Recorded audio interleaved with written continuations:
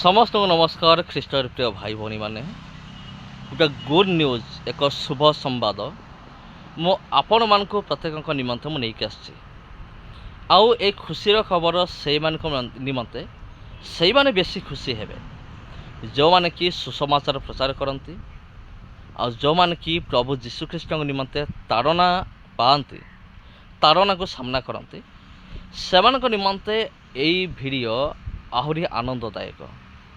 तबे प्रिय बंधुगण मु कौन कहवाई चाहूँगी आंटी कन्वर्सन बिल ताको खारज करागला एवं धीरे धीरे आम ओडिशार मध्य खारज करा जिवो। तबे आपण जानिचंती आंटी कन्वर्सन बिल कौन?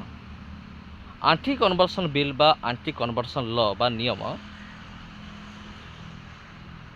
केतेबेले एटा लागू करागला आ जेतेबेले बीजेपी सरकार को एमिती अनुभव है जे कौन होची भारत में धर्म परिवर्तन होची लोक माने लोभ देखी टंका देकी डरे धमकेकी धर्म परिवर्तन कर दौरान जेतेबेले एई कथाटी बीजेपी सरकार भाविले जे एमिती होची बोली सेतेबेले से ए नियम से बाहर कले।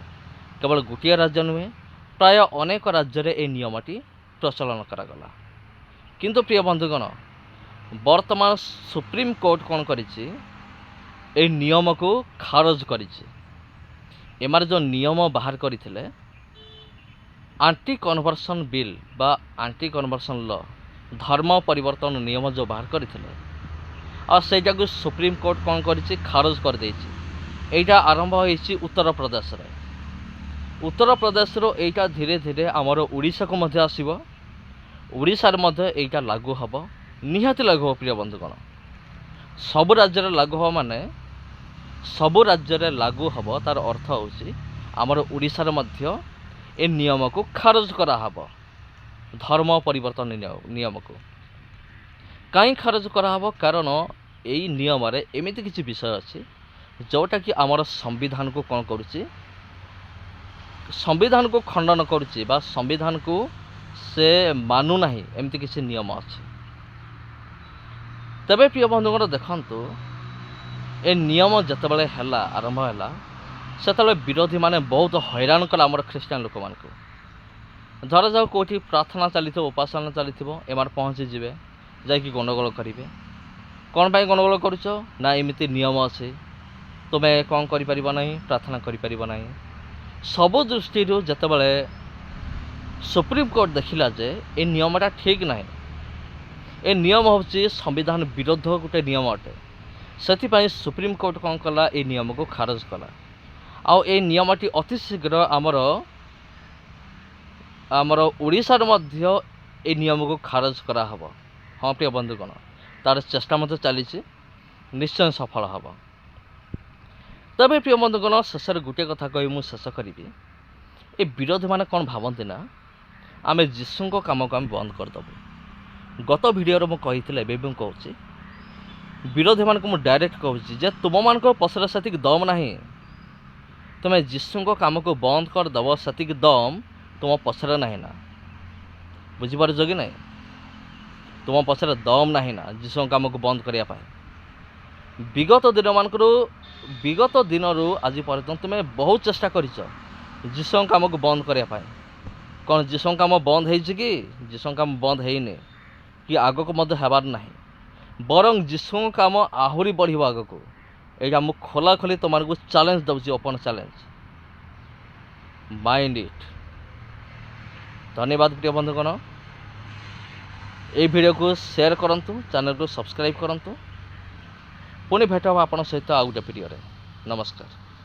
राष्ट्र स्तर के लिए ये समाचार है कि आज सुप्रीम कोर्ट का एक फैसला आया है 17 तारीख का धर्म स्वतंत्रता विधेयक मतलब एंटी कन्वर्जन लॉ के ऊपर हम लोग जिन बातों को उठाते हैं करीब करीब उस पर सुप्रीम कोर्ट ने सब सहमति दी है। हालांकि ये केस बिल्कुल अलग है जो हम लोगों ने फाइल किया हुआ केस उससे संबंध नहीं रखता है पर एक राहत की किरण जरूर हमको दिखती है कि आज कम से कम न्यायपालिका जो है आज हमारे ईसाई समाज के दर्द को सुन रहा है। संक्षिप्त में ऐसा है कि जो श्वार्ट्ज यूनिवर्सिटी इलाहाबाद में है और इन लोगों ने बहुत बड़ा काम कर रहे थे जिसमें ये लोग वचन को फैला रहे थे, सब कहीं जा रहे थे। ईशु दरबार नाम आपने सुना होगा, ईशु दरबार के नाम से इनकी संस्था चलती थी और इनके काफी दूर तक पहुंच और गहराई तक पकड़ थी। उनके जो कर्ता धर्ता थे उस यूनिवर्सिटी के, उनके ऊपर सरकार की नजर पड़ी और जो उत्तर प्रदेश का जो धर्मांतरण विधेयक है उसमें बुरी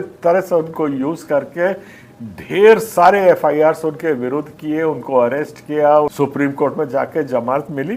पर जो सबसे महत्वपूर्ण हिस्सा जो आज जो हमको प्रभावित करता है वो ये है, धर्म स्वतंत्रता अधिनियम में एक प्रावधान दिया गया है जिसको हमने चैलेंज किया था और वो ये था कि अगर हमारे ऊपर या हमारे पादरी पर या किसी पे धर्मांतरण का आरोप लगता है कि इसने प्रलोभन दिया या बल प्रयोग किया या लालच दिया और इसने धर्मांतरण कराया, जब ये आरोप लगता है तो एक अधिकार यूपी सरकार ने दे दिया था कि उसके अगेंस्ट एफआईआर, आरोपी के अगेंस्ट एफआईआर कोई भी लिखवा सकता है। उसमें उसके निकटतम रिश्तेदार और उसके अड़ोस पड़ोस इस किस्म से उनने उसमें प्रावधान रखा है। और वही प्रावधान हमारे छत्तीसगढ़ सरकार भी हम बहुत कड़ा कड़ा कर रहे हैं करके ये अभी लेके आ रहे हैं। एक किस्म से छत्तीसगढ़ का धर्मांतरण विधेयक लगने के पहले ही उसकी जो पॉइंट्स थी सुप्रीम कोर्ट ने अपने आप उसको खारिज कर दिया है। अब मैं बताता हूं कि जो सुप्रीम कोर्ट ने वहां पे होल्ड किया है वो ये है कि अगर मैं आरोपी हूं तो जो प्रभावित है, जैसे मैं आपको लालच दे रहा हूं तो सिर्फ आप एफआईआर लिखा सकते हैं, बाकी लोग एफआईआर नहीं लिखा सकते। तो अभी शायद हमारी छत्तीसगढ़ सरकार को फिर से पूरा रीड्राफ्टिंग करनी पड़ेगी क्योंकि आज सुप्रीम कोर्ट का ऑर्डर आ गया है और इसमें साफ लिखा है जो आरोपी जो प्रभावित है सिर्फ वो उसके ऊपर एफआईआर करवा सकता है और रिश्तेदार, पड़ोसी, आजू बाजू, यहाँ वहाँ रहने वाले कोई नहीं करा सकते हैं। ये एक बहुत बड़ा रिलीफ हमको मिला है। मैं धन्यवाद देता हूँ अपने पिता परमेश्वर का और उन जजों का जिनको लोगों ने बड़ी हिम्मत और हौसला से और सद्बुद्धि दिखाते हुए ऐसा फैसले का निर्णय दिया है। दूसरा एक प्रताड़ित करने का तरीका यूपी सरकार ने ये किया हुआ था कि यूपी सरकार एक जैसे श्वार्ट्ज यूनिवर्सिटी के जो प्रिंसिपल थे उनके अगेंस्ट यही करते थे कि हर जिले में एक एक कंप्लेंट करते जाओ और उसको इतने कर दो। तो अभी मुझको ठीक से आंकड़े नहीं मालूम है पर ऐसा अभी निकला है, मैं पढ़ नहीं पाया हूँ ठीक से, तो उसमें करीब 55 एफआईआर उनके अगेंस्ट हुए थे, गलत भी हो सकता हूं। तो उन सब एफआईआर्स को उनने खारिज किया, कहना ये प्रताड़ना करने का तरीका है, ये गलत है, ये संविधान ऐसे नहीं चलेगा। और आर्टिकल 136 का पहली बार उपयोग हमारे समाज से संदर्भ में ये किया गया है। ये एक बहुत बड़ी रिलीफ है। तो हमारे ऊपर, आपके ऊपर जो कहीं भी 10 जगहों से एफआईआर लिखवाते करते हैं, आप तुरंत फोरम से संपर्क करिए। जितना कुछ संभव होगा हम लोग कानूनी मदद और उसका डायरेक्शन बिल्कुल उसको देंगे।